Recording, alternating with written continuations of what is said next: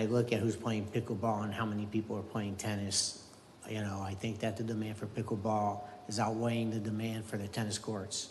I don't want to get rid of the tennis courts. I don't want to upset the apple cart that's already turning over. However, I do agree that we need to do something at Detweiler to get a true pickleball court, or most important, the lines.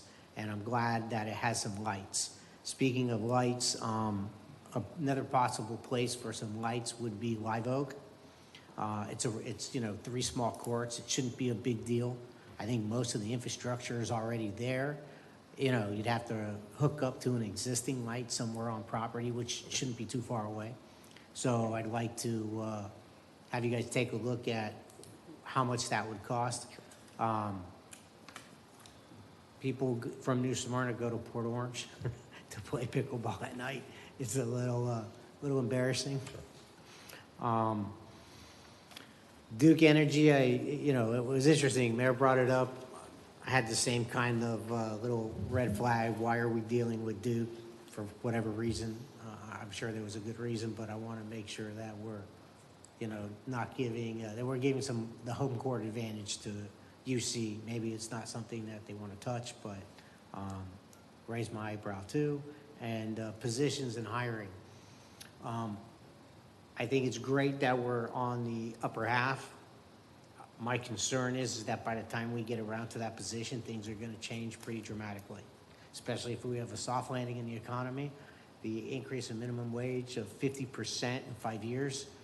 My concern is that we're not actually, when it comes time for us to staff that, it may be a lot more. Keep your eye on that, because the other cities may be in a position where they need to adjust also. So we think we're in a great spot, and also employee retention. So I think it's good to make sure that we're paying very competitively so we can hold on and maintain good employees when we get them. Just my 2 cents. Thank you. Thank you. Thank you, Commissioner McGurk. The wisdom of your years pays off for us over and over again. Thank you for that. Appreciate that. Mr. Martin or Perrine? I'm good for the time being. Thanks, Rob. Thank you, Lisa. I have a few things. I met with Natalia and Khaled this week, and I asked them a few questions, and I thought we could maybe talk about it. For the Brannon Center, with the new projections you have, or the new rates that we have, there was a report that I love that you guys create, and Natalia was going to perhaps add a column on that so we can take that out and see the projections to see if we can actually break even with that. I realize that some of those rates that you have approved already for this year are going to be at the old rate, so it's going to take some time, 6 months, maybe more.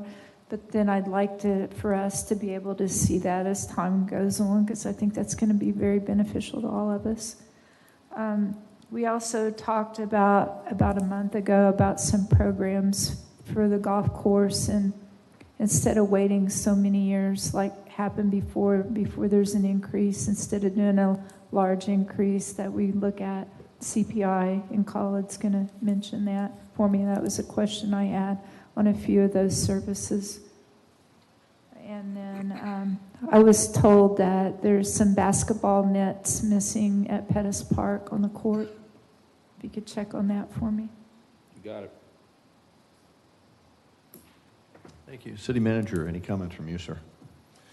No, I think we'll bring back, I agree with Commissioner Perrine on the CPI for the fees at the golf course, so we'll do that. And also on the projections for the Brannon Center, we will add the column, and then I wanted to see a report on a monthly basis that we provide to you, like I provide the financial statement. We could provide a report on the Brannon Center at every second meeting of every month, so you could see the trend and you could see the projections, whether we match in the projections or not. And I think that would be helpful for all of us. But as she mentioned, the problem right now is because most of the reservations we have, it's prior to us increasing the fees. So these are committed with the prior fees. So it's going to take some time. I need just to have a 1 full year where I don't have any disasters that I could actually rent and use the building, so, thank you.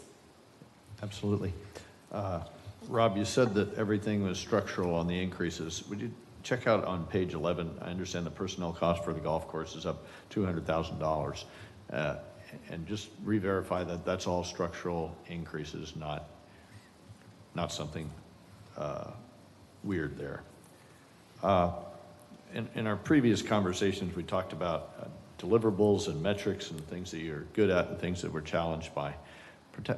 Maybe not in a finance review, but in a general overall review of your work here, which I think it's been outstanding in the short time you've been on board. Think your way through with the city manager some metrics that you would like to measure your business and keep up with that and tell us from time to time come in and tell us what your metrics are, what you agree to sign up for, and then how you're going to measure yourself and your team. And I would hope that you cascade that down through your whole organization. Any comments from any of the commissioners amongst ourselves? Thank you, Director Salazar, for your report. Appreciate it. Thank you. And now we'll hear from Maintenance Operations Director David Ray has a report.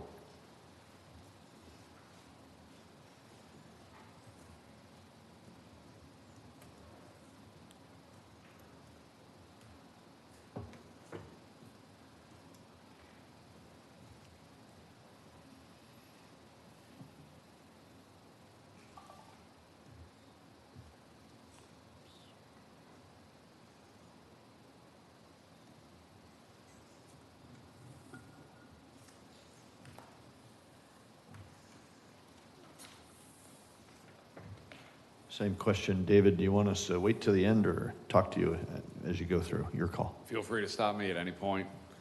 If it's in the middle of a slide and question pertains to that slide, feel free. Good evening, Mayor and Commissioners. Excited to be here to kind of talk to you about what we have done the past couple of years and what we have in store for the next fiscal year. What we have initially is our organization chart within maintenance operations. We do currently have 4 open positions that we're looking to fill. We do have one position that we are looking to add, and that is an EVT tech. So with the addition of the EVT tech, this will allow the fleet department to keep all of the fire trucks, the ambulances, and all of our PD vehicles, and all of our heavy machinery. Instead of sending them out for repair, this allows us to keep them in-house, which also allows us to keep eyes on it and make sure that the work is being done correctly and the repairs are being done correctly when those things happen, unfortunately. And we have it set at, with benefits, at roughly $80,000 for that position. Just quick Yes, ma'am. question. Yes. Is EVT emergency vehicle Yes. tech? Thank Yes. you. Yep, exactly.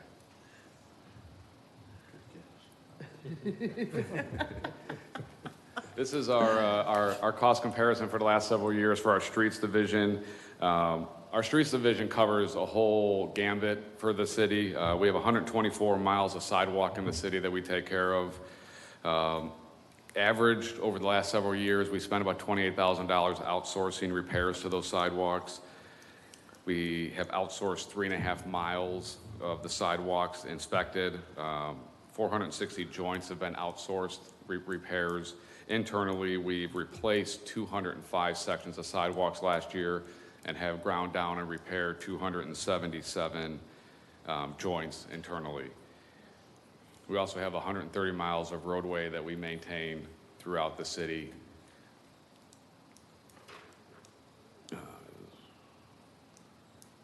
As we move into our fleet division and the last several years of the fleet division, we have 412 tagged vehicle assets in the city, but we have roughly 450 assets that our fleet department maintains on a consistent basis. The average age of our white fleet is roughly 9 years, and the estimated value of our white fleet is $9 million currently. And going back to the EVT technician, we outsource on average $100,000 a year to get those vehicles repaired. Excuse me again? The white vehicle fleet? The white fleet is essentially all the vehicles you see over there, all the vehicles under maintenance ops, all the vehicles that are non-emergency related and non-heavy machinery. So a green maintenance truck would still be a white? Yes. Thank you. If it's green, it's over 9 years old. Lisa is on fire today. She's on it. She'll have acronyms for us all. Okay. David, who is the strategist behind managing your fleet? And I'm not talking about just the repair, but the replacement, the depreciation, the cost-benefit analysis to do, hey, do we buy, rent, Sure. hold, whatever?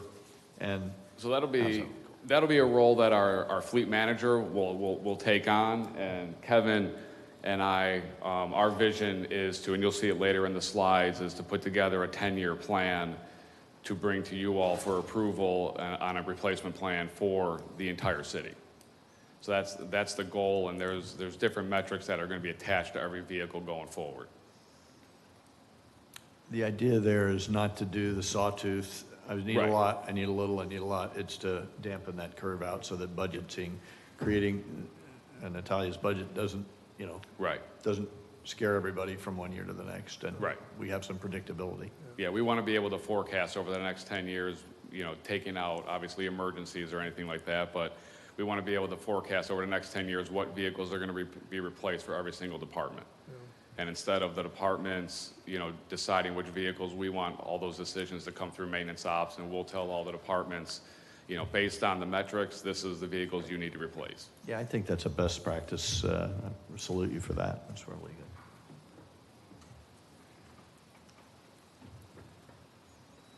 For our sanitation division, last year, we picked up over 28,000 tons of garbage and took that to the landfill.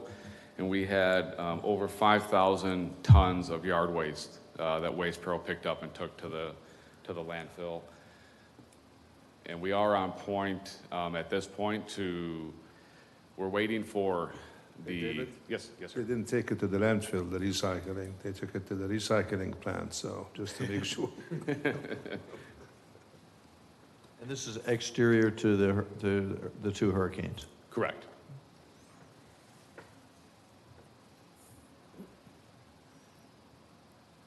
For our facilities division, so we have within the city,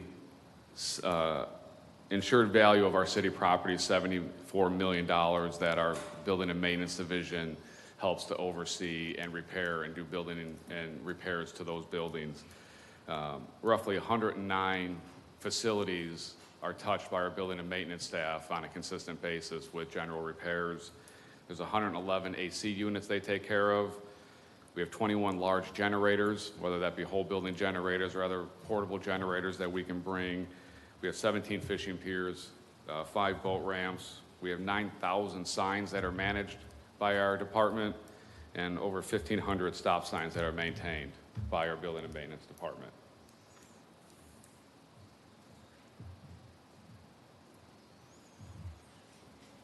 For our parks department, we have 172 acres of parks that are mowed and maintained by this department, 11 playgrounds. Every year, we put up over 5 miles of Christmas lights throughout the city. And we have 110 acres of landscaping maintained under a right-of-way maintenance contract that you'll actually see later tonight at the regular city commission meeting for approval.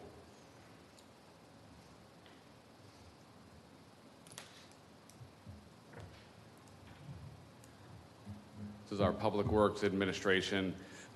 Within this office, oversees the entire department, oversees all the different contracts within the department, the right-of-way contract, the street sweeping contract, the janitorial contract. Any contract that comes through oversees all the fleet assets. All comes through our Public Works Administration office.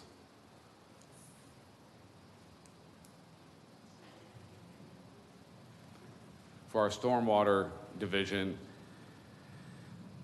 we have over 2,000 miles of roads that we are use for the street sweeper every year. We have 14 ponds that we maintain. We have over 44,000 lineal feet of ditches that are maintained by the city every year. We have 409,000 feet of storm sewers that are maintained throughout the city every year. And we have just under 6,000 storm sewer inlets that are maintained every year just through our stormwater division.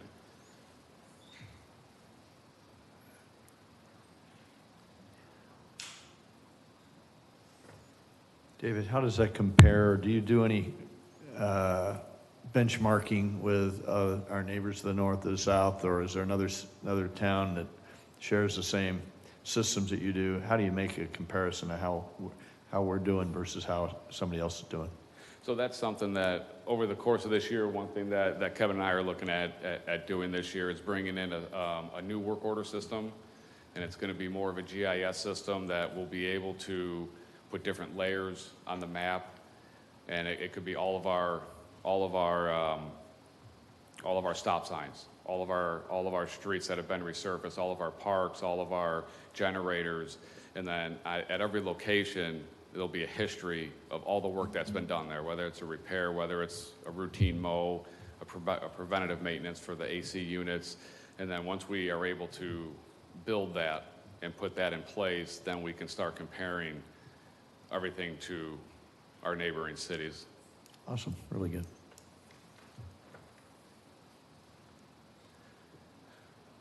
What we wanted to show here was the past capital projects and equipment that has been approved through the city commission.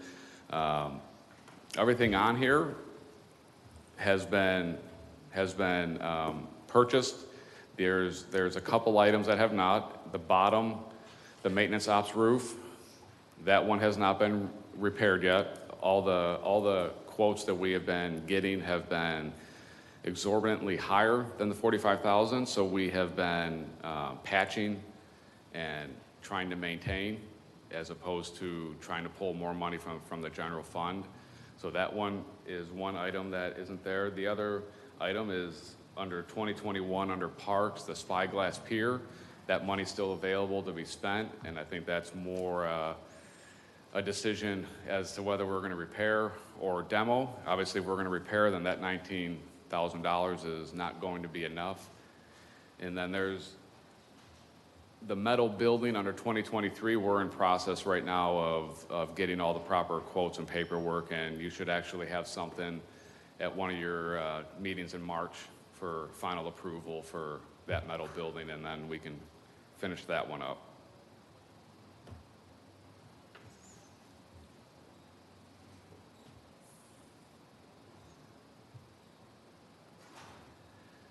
So this is one of our much needed projects.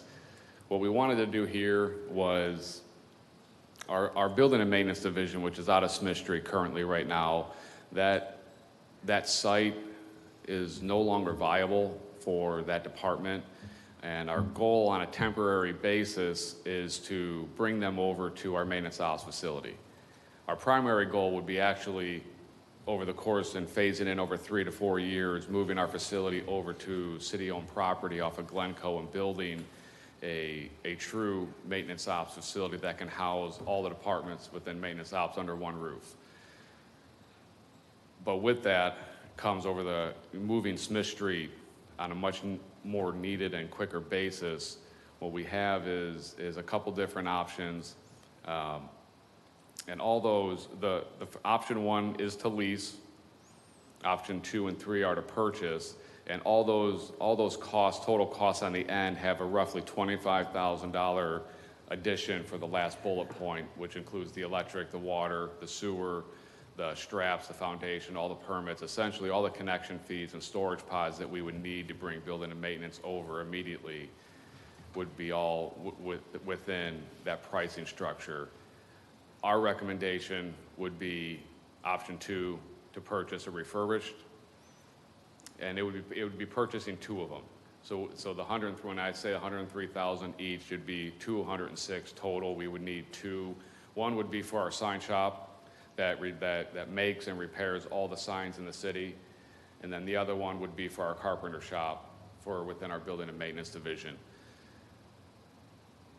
The main aspect about buying the refurbished is, number one, it can be here in 30 days, and we don't need it to be an office. We don't need it to be, this new shiny building. It's okay to be a refurbished building to put those two facilities in.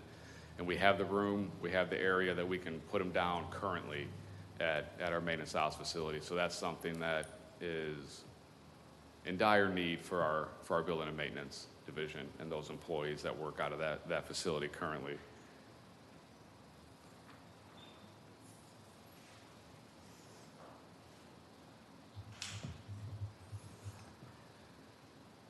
As we get into our capital requests for next year beyond the moving of the building and maintenance division,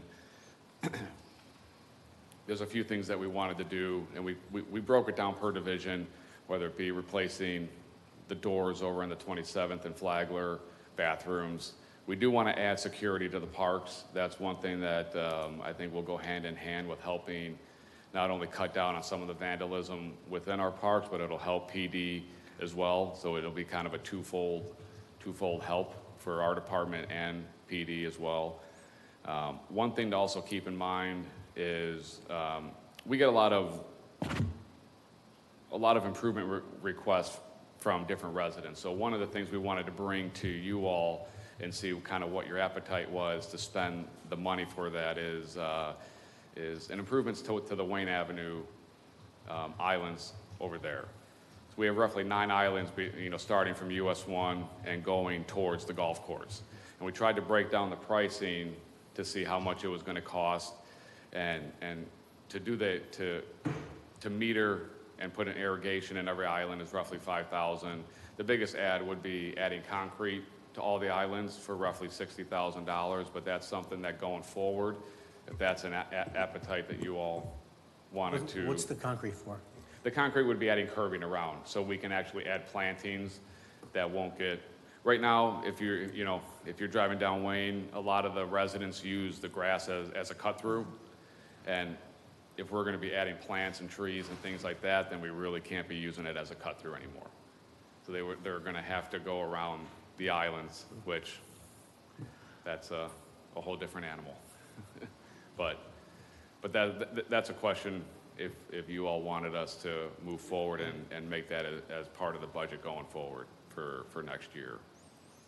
Can we comment on that? Absolutely, yeah, informal as you can be. Mm-hmm. So I love the ideas, and the thing we have to always be careful with is like the parking lot on Jefferson, Yep. across from the museum. The fence is down, the trees that are brand new are still not standing. And every time we plant something, we have to maintain it. Right. And on Canal Street, the majority of my calls are, especially after a hurricane, that just means you guys are going to be having a longer list to Right. straighten more trees, straighten more plants. It's beautiful in Canal, but there's weeds everywhere, and there's tomato plants sometimes growing, and we love that, but it's just the maintenance. I don't know how you guys keep up with it all, especially it goes from when we don't have rain, we have weeds, and when we do have, rain, we have weeds. So if we add all of this money or spend all this money in our budget for this, we definitely have to make sure we have the staff to maintain everything we put out, or we're just going to lose this, like some of the roots are already showing from the hurricane. I don't know how you guys keep up with it. I don't know, and that was my next question is, how are we behind from the hurricane, from getting the trees out of the ditches and We're I wouldn't say we're behind from the hurricane. At this point, we're also it's not the heavy growing season, which helps us, and it helps us to start maintaining, and clearing out more of the storm drains and clearing out more of the ditches. We are working on getting our ditch cleaning. We've normally gone through the county in years past. The county isn't able to do it this year since they have to they're doing more work on their own.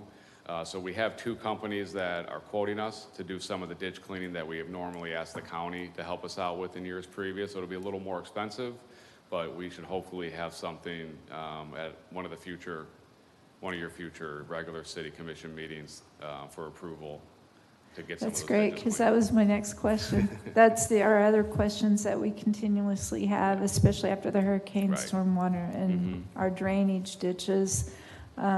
I know that a lot of times we don't have that equipment and we have used the county. Right.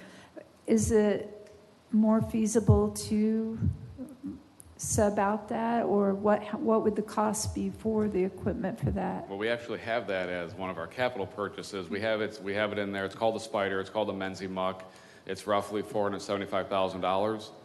It's a big chunk of money, but it's something that would be ours and that we can use at any point to work on any ditch that we have to maintain within the city limits.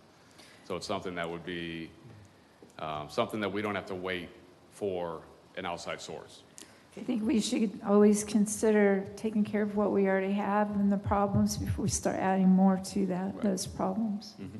So thank you for that, Valley. I'd like to know, maybe Commissioner McGurk or the city manager can instruct us. I don't know enough to be able to say yes to Wayne Avenue or no. Certainly, there's some kind of a hierarchy of need and a decision tree of all the projects under the sun, and this is in category A, this is in B, stuff like that. I'm sure you rack and stack it. Maybe, Like- Jason, you can enlighten us of how you guys have done it previously. It just so happens I have an opinion on that. So I love the idea of landscaping Wayne Avenue. However, the common theme that I'll often talk about is this city started with very low to little taxes. You didn't get taxed much, but you didn't get anything. So what's happened over, let's say, the past 20 years is the demand for people coming in and wanting nice things, either simply because they want to, they come from communities where all the medians are landscaped very nicely, is the requests for all of these quality of life and intricacies of the aesthetics of the community has increased exponentially. And what has not increased is the millage rate. I mean, our budget is safe, we're solid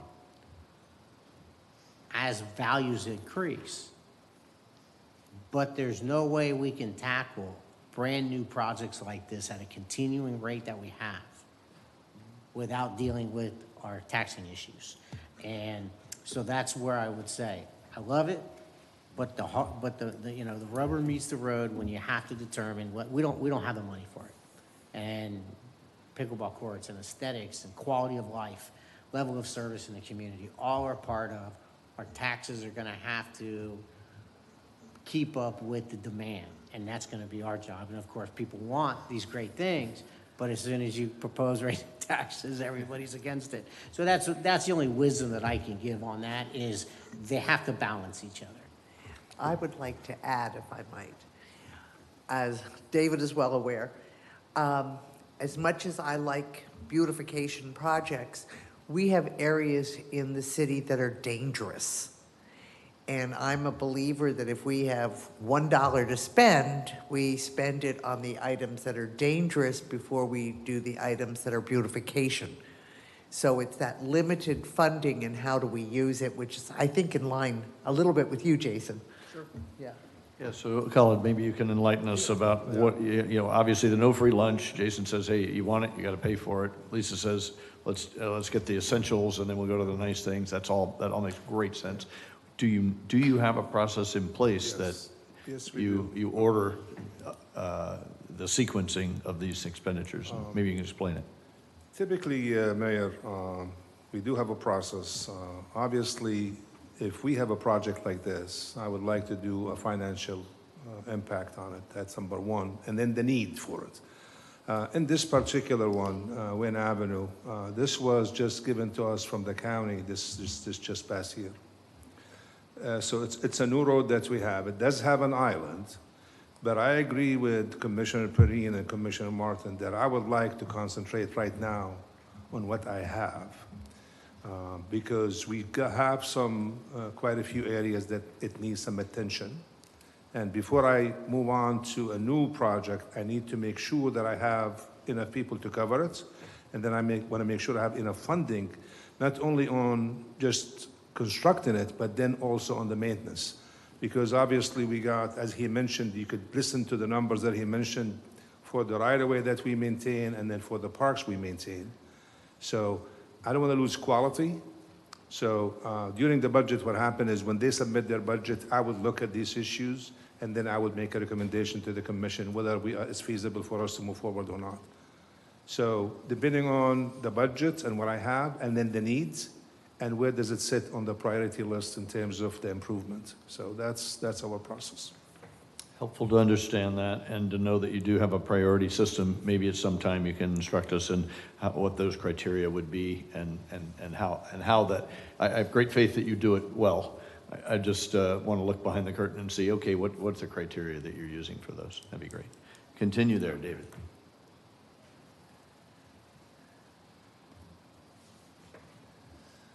So here we wanted to just show you all that the ARPA funding that the City Commission had approved for both Flagler Avenue and Canal Street. Canal Street, everything has been approved through the merchants, through the CSHD. That's actually, we're starting to get the updated quotes and get the POs ready and the scheduling to start those improvements.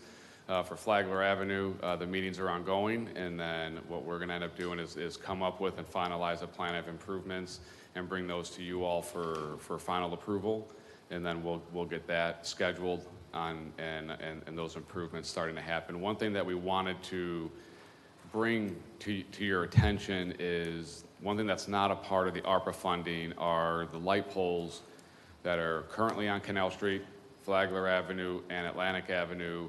They are getting to that point in their life cycle that they no longer sell parts for those particular light poles, and as they're getting weathered more and more, we don't have the replacement parts. So we really have to start looking into replacing those poles going forward, and that's, you can see that's quite a few poles, 54 on Canal alone, and another 60 between Flagler and Atlantic. So it's a lot of poles that would have to be replaced. So that has to be somewhere within our budget over the next year or so to really look at those coming forward. And a reminder that the beachside requirements, it's a much harsher environment, and you have to expect, what, 20-30% to get marine grade, which means we don't replace them every year. To get something that's going to last us a few years is a lot more expensive on Flagler and Atlantic than on Canal, so we need to take that differential into consideration. Just on the optics, David, it looks like there's twice as many poles on Canal as Flagler. I like the streets to be lighted up fairly equally. What's the difference there? I mean, I can do the math, but how come twice as many on Canal? Can I ask, just in light of that, there's the ones that were in by the streets department, and then there are the ones that you said are NSBU poles. Correct. So how many are city poles and how many are utility All commission? of those up on that slide are city maintained poles. Okay, so we have additional poles that are there. Correct. Thank you. So those poles, to answer your question, that was done during the streetscape. The Canal Street was done back in 92, and then Flagler was done in 94. It depends on what the spacing they used at the time. I don't think there was any rhyme or reason why does it have 54 and this one has 23. So. On the other hand, if you added the two sets of light poles together, it might come closer. You very well could, yes. Just be mindful of that. People are watching on both sides, and we want to be fair and equitable. No, very true. So this is what we talked about a little bit in the beginning of the presentation. This is what Kevin and this is what our goal is is to put together a true 10-year replacement plan, not just for the vehicles, but for the heavy equipment and the major equipment within the city. And along with that, you know, it's basically assessing our entire fleet efficiency, but it's going to put a couple key factors, you know, the type of vehicle, the age, the condition, what is it used for? Is it PD? Is it, you know, for code compliance? Is it pulling, you know, a mini excavator for us? But it's also, at the same time, also determining what our city needs are for all the different departments and what each type of and what number of the type of vehicles are needed. And the same thing that we want to do for all of our equipment. We want to be able to go through and see what the total hours are of operation and basically give every vehicle a grade and see the true composition that we have within our city and that will allow us to put together a true 10-year replacement plan for you all.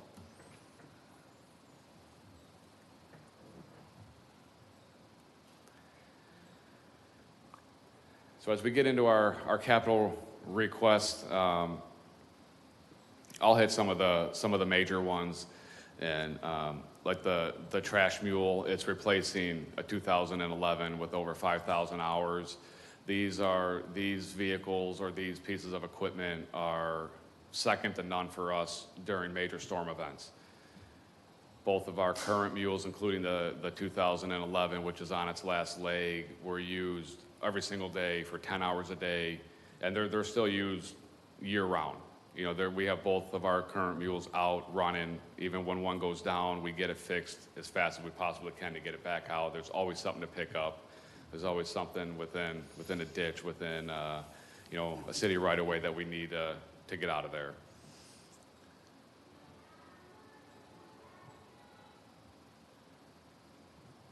The big one on this slide is really going down into the stormwater section, and that's where the spider or the Menzie muck is that will help us clean our own city-owned ditches.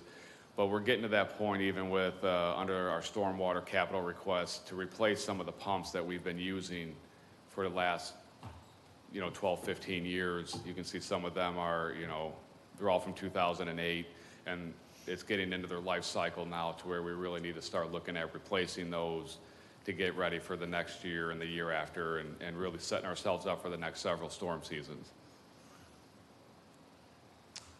So David or Colin, is there some wisdom behind going after the state or the feds for something that we know storms are coming regularly? It's an expense. We wouldn't have it. We would normally not buy stuff like that, and it zaps your budget every year. Is there a way to go and get some money outside of our own? Not that I'm aware of for equipment like this, but I'm sure now with hurricanes coming after another, maybe they will have some type of program, but I'm not aware of one at this point. But I think it's something to look into. I don't agree with you. I don't disagree with you. Thank you. Then our final slide is trying to do a snapshot of what we see over the course of the following budget year and thereafter. One of the couple that I'll really kind of point out on this slide is one is the dump truck on streets, the fourth from the bottom, and the portable generators. Again, setting ourselves up to be prepared going forward for the next several storm seasons, and having those portable generators are key for us. But with that, if you have any Comments or questions from any commissioner? Yeah, just a question. Do we have for either leisure services or for public works, how much money was spent for these last two hurricanes that, I mean, where is that sort of pulled into everything? That's pulled into finance. That's what they're working with FEMA on. It's for the entire city. So we assume that the vast majority of that will be compensated by FEMA? Everything that we have expensed prior to the storm, during the storm, and after the storm, there is a limit on, you know, the declaration for the disaster. So. Okay, thank you. Anything else from you, City Manager, on this report? No, I just want to point out that these mini budget workshops, it doesn't mean that this is what we're going to go with. This is what their wish list. So the nitty-gritty is going to be when I meet with the departments and we look through the budgets and make sure that we have the funds available, number one, and then also to see the need. Usually we go through a priority list and to see, you know, what is the top priority in terms of capital equipment or capital projects. Just don't take this is the final, this is just something that this is their wish list, and then we'll take it from there. The budget will be presented to you at the end of June. So that will be the draft budget. So one thing, Mayor, before, if we're done with the questions, I just want to, if we are done, I just want to introduce our new Development Services Director. He's with us tonight. He started yesterday. That was his first day. His name is Shane Corbin. Shane, I thought he was here. He left? Okay. Well, I will introduce him at the City Commission meeting. Very good. Thank you so much. So Director Ray, excellent work as I'm getting used to seeing you. David, similar to with Rob, I don't know what metrics you use. I liked the stats of, hey, we did this many miles of this. That's good. But a comparison for, hey, I want to be here on a variety of indices might be helpful for you to measure whether you're progressing, whether we're moving backwards, and stuff like that. And we've talked about this before. I would love to see, through the city manager, you put together your metrics for the performance of you, and hopefully that will cascade down through your team. Will do. Anyway, thank you very much. Any other comments from any other commissioner? We are adjourned until 6:30 regular.